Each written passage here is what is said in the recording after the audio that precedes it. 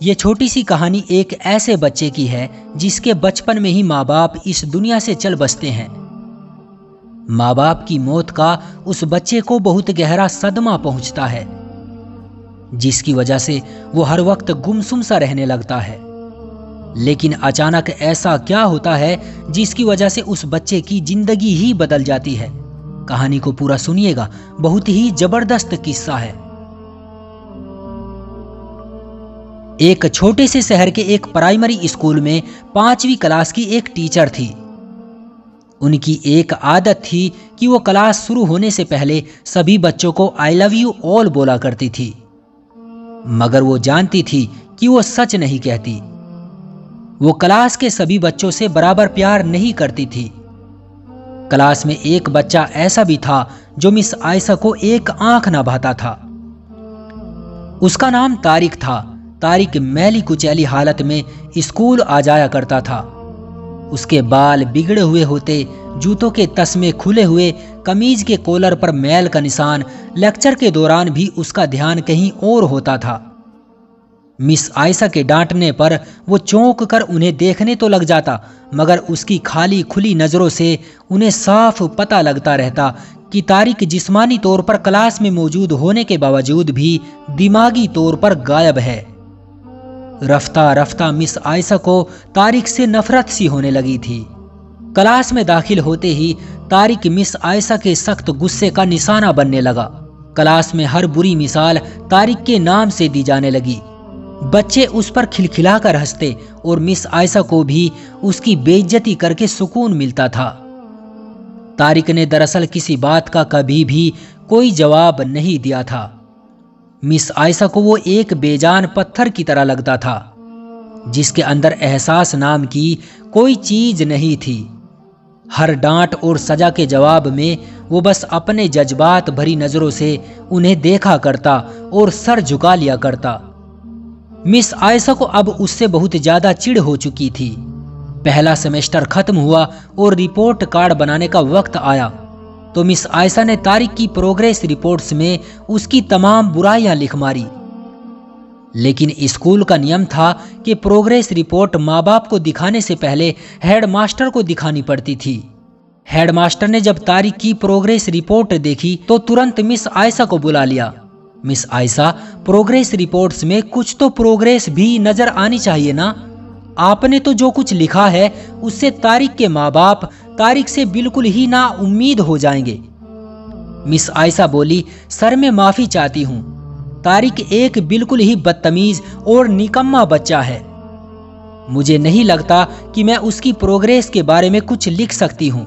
Miss Ayesha नफरत भरे लहजे में बोलकर वहां से चली आई।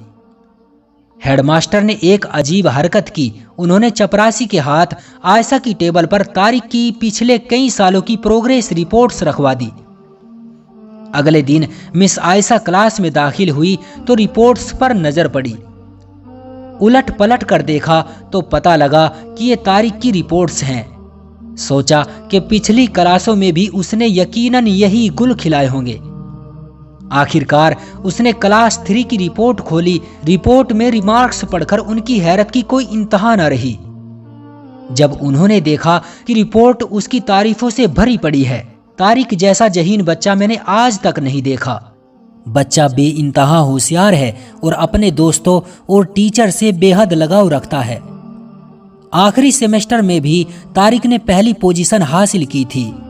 मिस आयशा ने गैर यकीनी की हालत में क्लास 4 की रिपोर्ट खोली। तारिक ने अपनी माँ की बीमारी का बेहद असर लिया है। उसकी तवज्जो पढ़ाई से हट रही है। तारिक की माँ को आखिरी स्टेज का कैंसर था।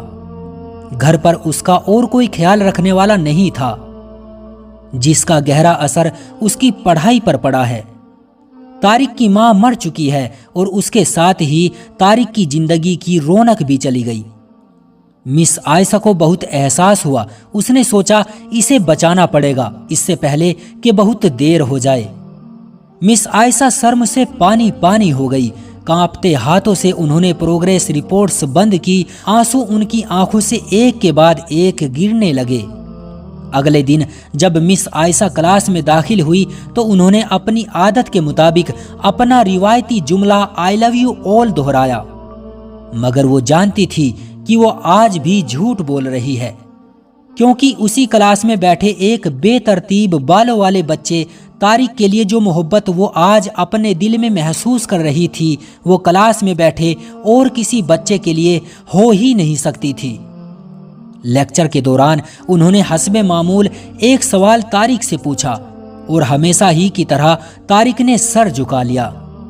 जब कुछ देर तक मिस आयशा की तरफ से कोई डांट फटकार और साथ बैठे बच्चों की तरफ से हंसी की आवाज उसके कानों में ना पड़ी, तो उसने अचंभे में सर उठाकर उनकी तरफ देखा।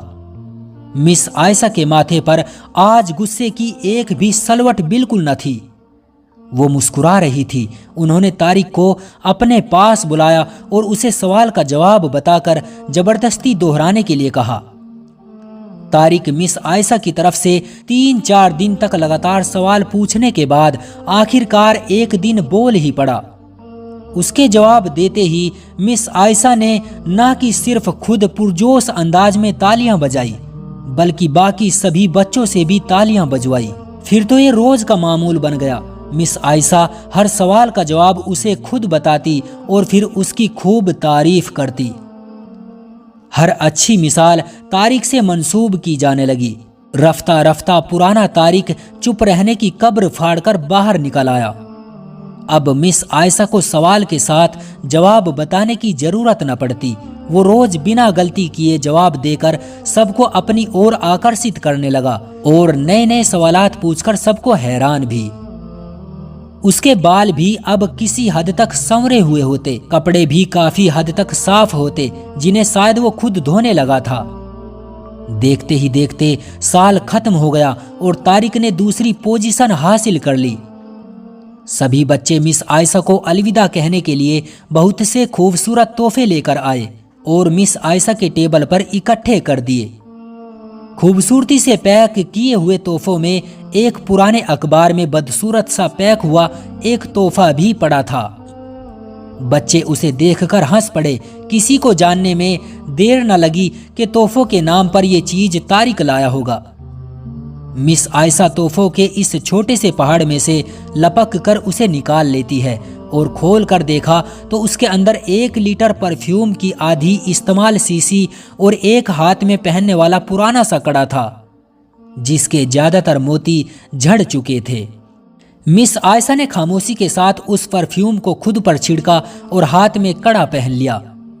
बच्चे मंजर देखकर हैरान रह गए, खुद तारिक भी। आखिर तारिक से रहा न गया और मिस आयशा के करीब आकर खड़ा हो गया। कुछ देर बाद उसने अटक अटक कर मिस आयशा को बताया कि आज आपसे बिल्कुल मेरी माँ जैसी खुशबू आ रही है।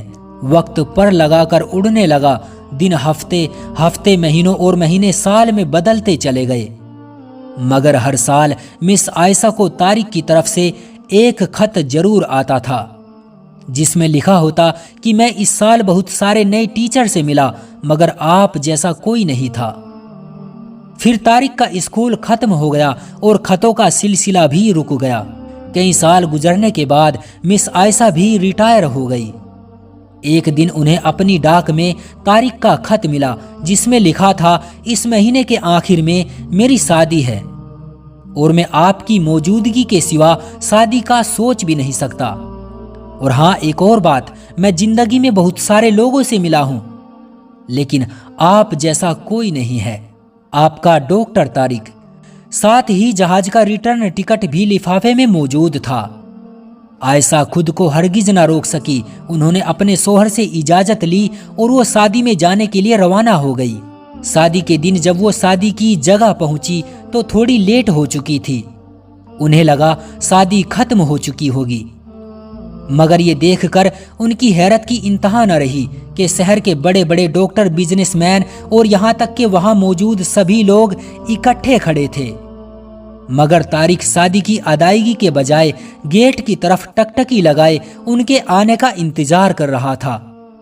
फिर सब ने देखा कि जैसे ही ये बूढ़ी टीचर गेट से दाखिल हुई, तारिक उनकी तरफ लपका और उनका वो हाथ पकड़ा जिसमें उन्होंने अब तक वो पुराना सा कड़ा पहना हुआ था, और उन्हें सीधा स्टेज पर ले गया।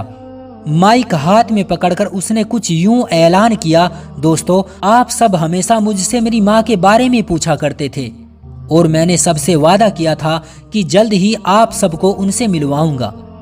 ये मेरी माँ है। इस माँ ने भले ही मुझे जन्म ना दिया हो, लेकिन मेरा यहाँ तक पहुँचना सिर्फ इन्हीं की बदौलत है। इतना सुनना था कि मिस आयशा की आंखों से आंसुओं का तूफान जारी हो गया। वहां खड़े हुए सभी लोग रोने लगे। ख्वातीनो हजरात, ये तो सिर्फ एक छोटा सा किस्सा है।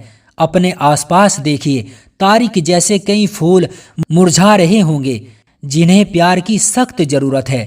इसी तरह की सबक आमोज कहानियां रोजाना देखने के लिए चैनल को सब्सक्राइब करके बेल आइकन को ऑल पर सेट कर लीजिए, ताकि आने वाली नई वीडियो का नोटिफिकेशन आपके पास तुरंत पहुंच जाए। मैं मिलता हूं आपसे अगली वीडियो में, तब तक के लिए अल्लाह हाफिज।